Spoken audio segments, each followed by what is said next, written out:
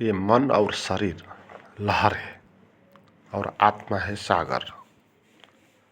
मगर जो लहर है वो अशांत है, जो सागर है वो शांत है। लहर का होना अशांति पैदा कर देता है, वो शांति को टुकड़ों में बदल देता है। जैसे सागर है शांत, जब कोई भी लहर नहीं हो तो सागर शांत होगा। मगर जब लहर चलेगा तो अशांति मच जाएगी, आवाजें आने लगेगी और हर एक लहर का अपना एक अहंकार बनेगा, हर एक का अलग अलग रूप दिखाई पड़ेगा, उसके अपना उसका साउंड बनेगा। और लहर को ये भी भ्रम होगा कि वो कुछ अलग है, वो दूसरे लहर को देखेगा और उससे अपने को भिन्न करेगा। वो ये समझेगा कि दूसरी लहर है, मैं तो दूसरा लहर हूँ और मैं इससे अच्छा लहर हूँ, बड़ा लहर हूँ। वो अपने अहंकार को खड़ा कर लेगा और जहाँ अहंकार आएगा अब वो लहर क्षुद्र जीवन जिएगा। उतना बड़ा सागर है उसको वो दिखाई ही नहीं पड़ेगा, उसको उतना ही दिखाई पड़ेगा जितना वो है, उसकी जितनी उसकी आकृति है। और उस क्षुद्र चीज को वो पकड़ेगा और कहेगा कि मैं बड़ा हूँ। हमारा जो अहंकार है ये एक लहर ही है, ये परमात्मा का अनंत सागर है। इस सागर में हमारा लहर के रूप में शरीर पैदा हो गया और इसी शरीर में मन पैदा हो गया। और इसको देख के हम ये कहने लगे मैं ये शरीर हूँ, मैं ये मन हूँ, मैं ये आदमी हूँ, इतना बड़ा हूँ, मुझे ये चाहिए, मुझे ये नहीं चाहिए, ये होना चाहिए, ये नहीं होना चाहिए। तो हम बहुत बड़ी भूल में पड़ गए। हमने अपने को अलग मान के जीवन को क्षुद्र बना लिया, क्योंकि जीवन था विराट। जैसे कि सागर होता है विराट और लहर होता है क्षुद्र। लहर जब मानेगा अपने को मैं अलग हूँ या मैं कुछ हूँ तो उसके हाथ में क्या आएगा। मगर जब वो जानेगा मैं तो कुछ हूँ ही नहीं, सागर ही है, सागर ही उलझ के आया है और एक रूप पैदा हो गया, एक आवाज पैदा हो गई, एक रंग भी पैदा हो गया, तो कुछ अलग हुआ नहीं हुआ है। तो हमारा जो शरीर है, हमारा जो मन है, जो कुछ भी हम अनुभव करते हैं जीवन के बारे में, वो सब क्या है, वह है लहर। हमको पता ही नहीं कि हमारा जीवन कितना बड़ा है। हम तो अपने को इतना क्षुद्र बना लेते हैं और जैसे हमारी लहर होगी उसी हिसाब से अपने को हम मानेंगे कि मैं। तो देखें लोग अपने को कितना क्षुद्र बना लेते हैं, कितने अभाव और कितने दीनता में, हीनता में जीवन जी रहे हैं। था वो सब सागर, सब थे परमात्मा, उसी से जुड़े थे, वही था। मगर उसने मान लिया अपने को कुछ अलग, क्योंकि वो एक लहर के रूप में पैदा हो गया, उसका शरीर पैदा हो गया और उसमें विचार पैदा हो गया। तो जब वो कहेगा उसको मैं हूँ, तो जितना उसका शरीर होगा वो उतना ही होगा, उससे बड़ा तो होगा नहीं। तो फिर वो जितना भी कह ले अपने को कि मैं बहुत बड़ा हूँ, वो बड़ा हो नहीं सकता। उसको भी पता होता है वो बड़ा नहीं है। देखिए ना, हर एक आदमी के जीवन में वो अपने जीवन को क्या अनुभव करते हैं, क्या कोई वहाँ प्रसन्नता का, विराटता का, कोई अहोभाव का क्या कोई अनुभव करता है। लोग तो जीवन को इस तरह अनुभव करते हैं, एक पीड़ा के रूप में, एक घृणा के रूप में, एक पॉलिटिक्स के रूप में, है। तो एक क्षुद्र जीवन अनुभव करते हैं। इसीलिए अहंकार आपको ये भ्रम देता है, मान के चलता है कि आप तो बड़े हो, आप उससे बड़े हो, देखो। और अहंकार इससे ही खुश हो जाता है। एक लहर दूसरे लहर को देखती है और मानती है कि वो तो उससे बड़ी है, तो उसको ये लगता है कि मैं तो कुछ बड़ी हूँ। उसको वो भूल गई ये बात कि वो छोटी लहर भी छोटी नहीं है, पर वो भी सागर ही है। मैं बड़ी लहर बड़ी भी नहीं हूँ। मगर ये जो भ्रम पैदा होता है अहंकार का, ये हमारे जीवन को नष्ट कर देता है, इतना क्षुद्र बना लेता है। पूरा का पूरा सागर ही था, पूरा का पूरा परमात्मा ही था जीवन। हमने इस जीवन को इतना छोटा बना लिया और उसी के अंदर दब के हम मर जाते हैं। तो इस अनंत जीवन को, विराट जीवन को अनुभव कैसे करें? तो इसका अनुभव करने के लिए ये समझना होगा कि जो हमारा शरीर होता है, जो मन होता है, या कहीं जो भी आप जीवन को अनुभव करते हो, वो कुछ भी नहीं होता है, वो एक लहर होता है। और लहर असत्य है ना। सत्य क्या है? सागर सत्य है।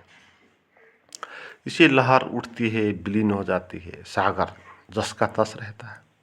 हमारा शरीर भी उठता है, विलीन होता है। और हमारा शरीर जब पैदा होता है, हमको लगता है कि कोई बड़ा आदमी पैदा हो गया, है ना। किसी की मृत्यु हो जाती है तो हम मानते हैं कि ये तो मर गया। असल में वहाँ न कोई पैदा हुआ और न कोई मर गया। जैसे सागर में ये लहर उठी तो दिखाई पड़ने में ये लगेगा कि लहर का पैदा हो गया, और जब लहर बंद हो गई तो हम कहेंगे कि ये लहर मर गई। मगर न लहर पैदा हुई, न लहर मर गई, है ना। परमात्मा ही है वो सब, सागर ही है, उड़ती है, विलीन होती है लहरें। तो ये जीवन है लहर। ये सारा का संसार जो है, पेड़ पौधे, आदमी, जानवर, जो भी है, ये सब लहरें हैं। अनेक लहरें हैं। एक सागर में भी देखें ना, कितने लहरें होती हैं। तो ये अनंत ब्रह्मांड है, तो यहाँ कितने लहरें हैं। पृथ्वी है, आकाश में कितने सोलार सिस्टम हैं, और कितने यूनिवर्स हैं, ग्रह, तारा, नक्षत्र, ये सब लहरें हैं। और इसको चारों तरफ हम देख नहीं पाते हैं। एक अनंत शून्य ने सबको घेर के रखा है। तो अनंत जो शून्य है, मौन के रूप में उपस्थित जो है, वह ब्रह्मांड, वह ब्रह्मा, उसको कहते हैं परमात्मा। तो वो सागर है। मगर उसके आगे ये पृथ्वी बनती है, विलीन होती है। इसके अंदर जो आदमी है, पेड़ है, पौधे हैं, पैदा होते हैं, विलीन होते हैं। तो ये लहर है। और जहाँ सागर है वहाँ लहर होगी। असल में सागर का वो एक नृत्य होता है, लहर, है ना। इसीलिए ये सब परमात्मा का नृत्य है। जीवन जो भी है, पदार्थ, जीव, प्राणी, ये सब परमात्मा के नृत्य के कारण पैदा हुई लहरें।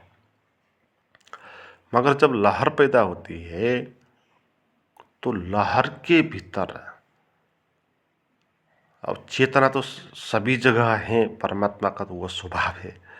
तो जब लहर की जो चेतना है, लहर के रूप में प्रकट, उसके अंदर जो चेतना है, तो वो भ्रम में पड़ सकती है। तो उसको ये लग सकता है कि मैं तो ये लहर हूँ। तो ये लगना भी परमात्मा का ही है, ये भी सागर का ही है।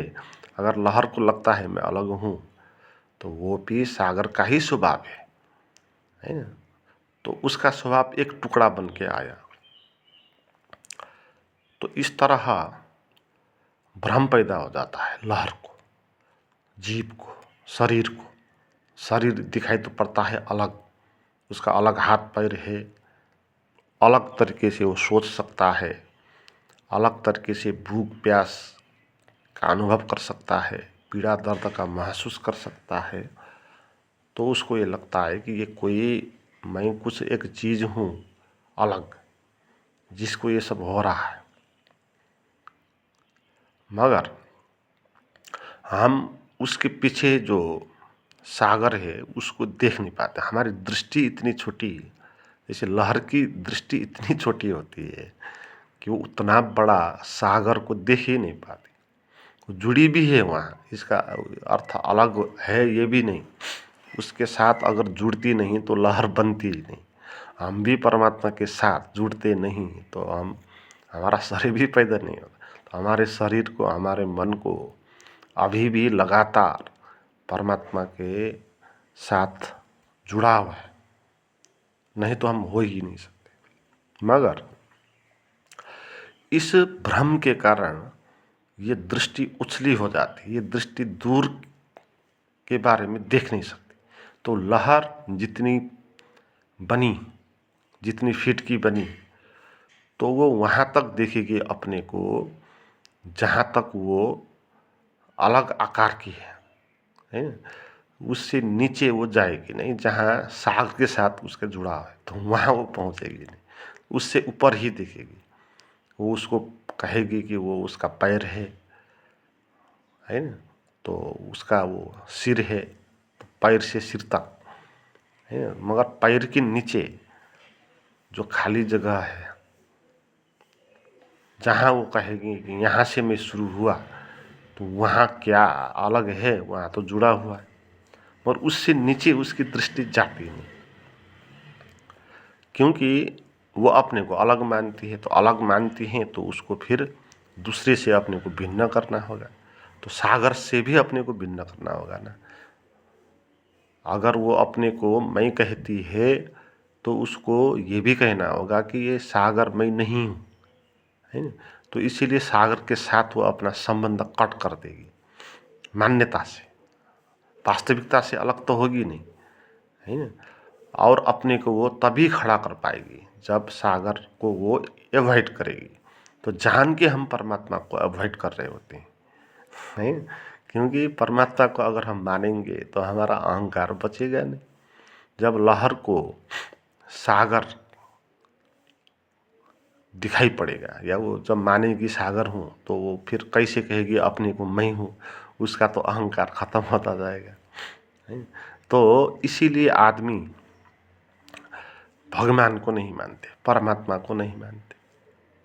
मानते हैं तो भी दूर दूर से मानते हैं, पूजा पाठ कर लेते हैं और जानते नहीं और वहाँ पहुँचते नहीं। लहर ये भी कह सकती हैं, जैसे लहर, जितने लहर हैं तो एक एक लहर का अलग अलग अस्तित्व हो गया और लहरों के साथ में बातचीत होने लगी।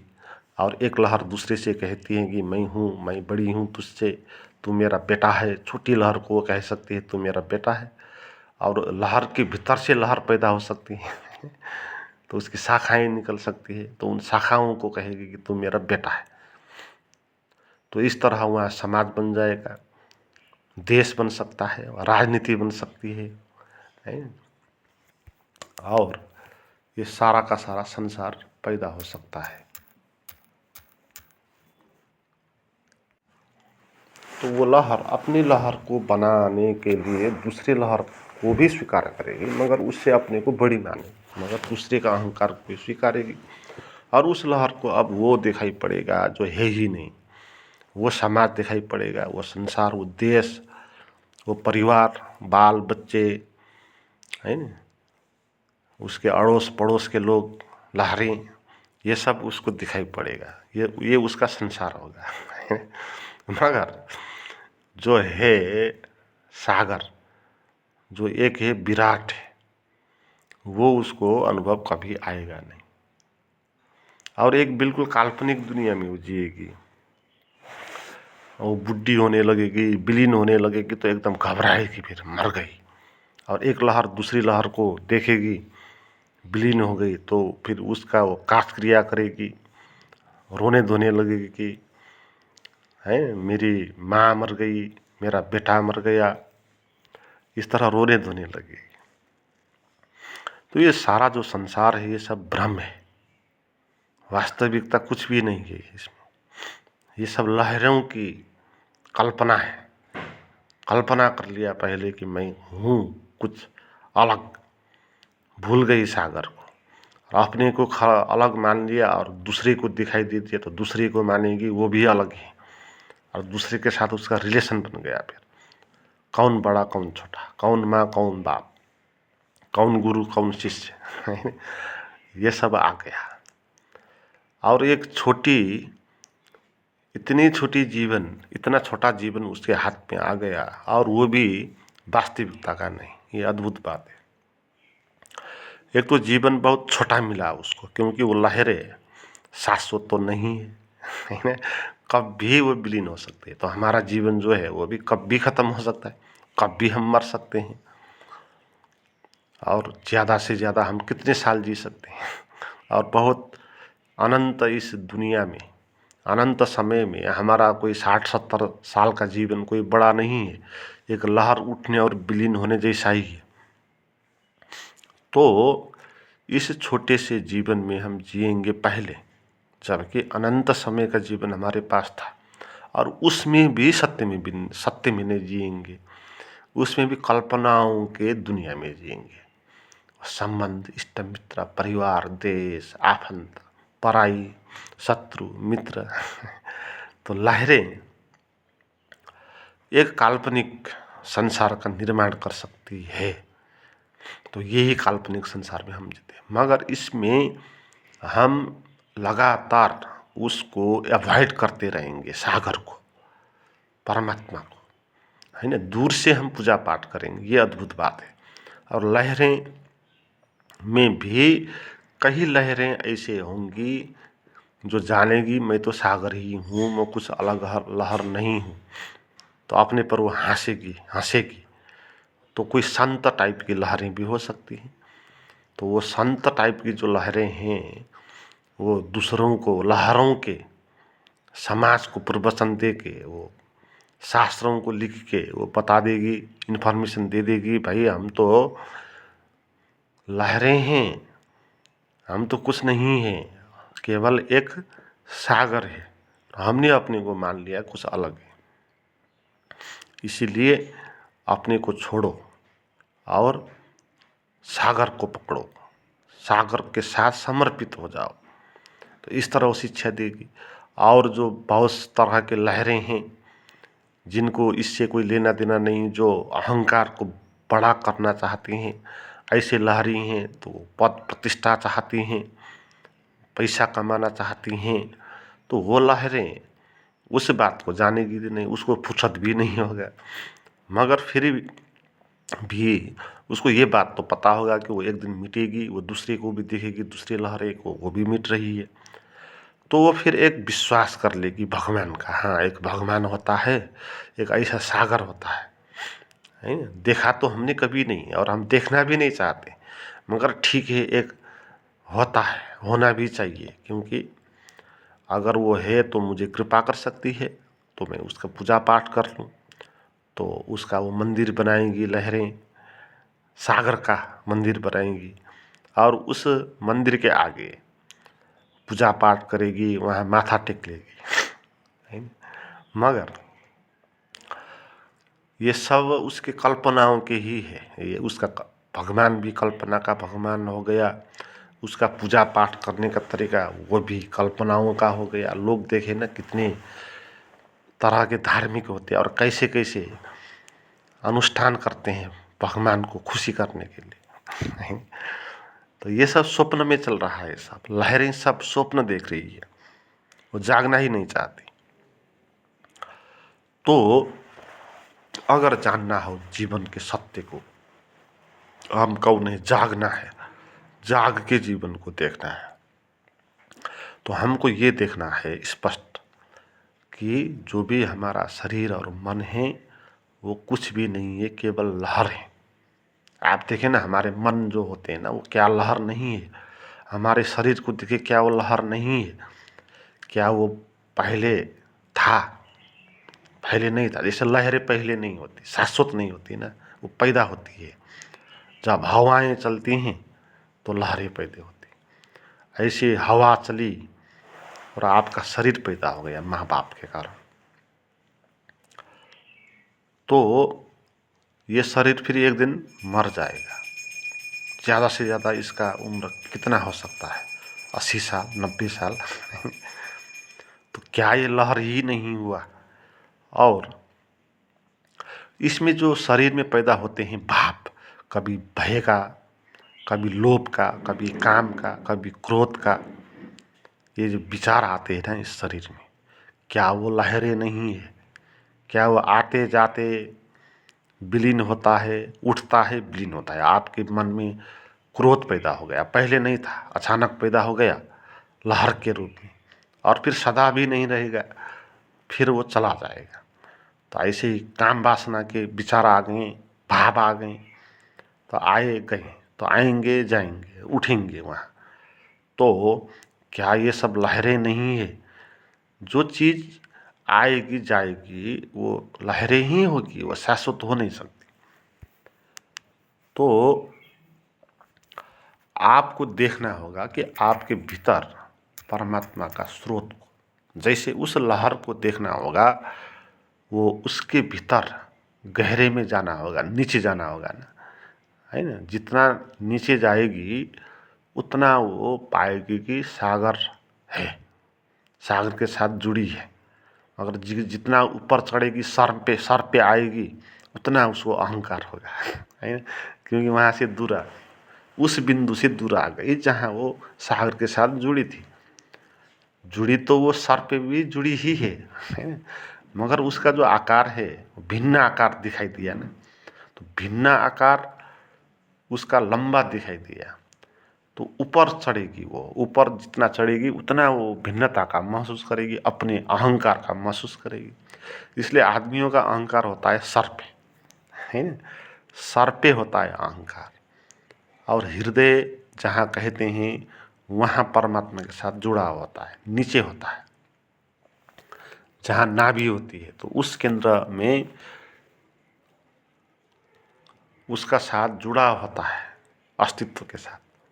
सर के साथ जुड़ाव नहीं होता है, सर अस्तित्व के साथ जुड़ा हुआ नहीं है, नाभि जुड़ी हुई है ना। क्योंकि जब बच्चा पैदा होता है ना, तो माँ के साथ नाभि के रूप में ही जीवन के स्रोत से वो जुड़ा हुआ होता है। तो नाभि काट लेते हैं ना हम, तो फिर वो अलग हो जाता है। तो हमारा जुड़ाव उस नाभि सेंटर से परमात्मा के साथ होता है, जैसे लहर का जुड़ाव सागर के साथ होता है। और ये सब बात जो मैं कह रहा हूँ एक काल्पनिक बात भी नहीं, शास्त्रों की बात भी नहीं, मान्यताओं की बात भी नहीं, यह है सत्य की बात। इसको आप अनुभव कर सकते हो, कोई भी लहर अनुभव कर सकती है ना सागर को। क्यों नहीं कर सकते? क्योंकि सागर ही तो है, वो उसी के साथ जुड़ी है। तो सागर को अगर चाहे तो क्यों अनुभव नहीं करेगी? हम भी अगर चाहें परमात्मा के साथ जुड़ने के लिए, तो हम क्यों अनुभव नहीं कर पाएंगे? हम चाहते नहीं, है ना। या चाहने में भी हम चालाकी कर लेते हैं, वहाँ भी अहंकार के लिए ही चाहते, सत्य जानने के लिए नहीं चाहते। तो कैसे जान सकती है लहर कि वो सागर ही है? तो उसको पहले तो मान्यताओं को छोड़ना होगा, जो वो मानती हैं कि अपने को मैं हूँ, उस मान्यता को छोड़ना होगा। मैं ये शरीर हूँ, ये लहर आकार हूँ, ये रंग हूँ, जो मानते हैं उस सब मान्यताओं को छोड़ना होगा। उसको बिल्कुल शून्य होना चाहिए, उसको जैसा है वैसा अपने को छोड़ देना चाहिए, अपनी मान्यताओं को विदा करना चाहिए, या कहें उसको मौन होना चाहिए। हम भी अगर इसी तरह मौन हो जाएं, अपनी मान्यताओं को छोड़ दें और इस मान्यता के साथ रहे कि हम परमात्मा ही, हम शून्य है, निराकार है, अनंत है, तो इसके साथ बैठ के अपनी मान्यताओं को छोड़ दे, कहना बंद कर दे कि मैं कुछ अलग हूँ, मैं ये शरीर हूँ, ये मैं मन हूँ। हम मन के पीछे भी मत जाएं, ये मन में कुछ विचार चला तो एकदम परेशान हो जाते हैं। तो एक लहर भी इसी तरह परेशान हो सकती है, उसके मन में कुछ भय का विचार आ गया और परेशान हो जाएगी। मगर लहर को अपनी मान्यताओं को छोड़ना होगा, तभी वो जान पाएगी कि वो सागर है। उसको ये कहना बंद कर देना होगा पहले कि मैं लहर हूँ। उसको एक घोषणा करना होगा कि मैं तो सागर हूँ और नीचे जाकर अनुभव करना होगा। तो नीचे जाकर अनुभव करने में उसको करना कुछ नहीं होगा, सोचना कुछ नहीं होगा, क्योंकि वो तो ऑलरेडी ही जुड़ी हुई है ना।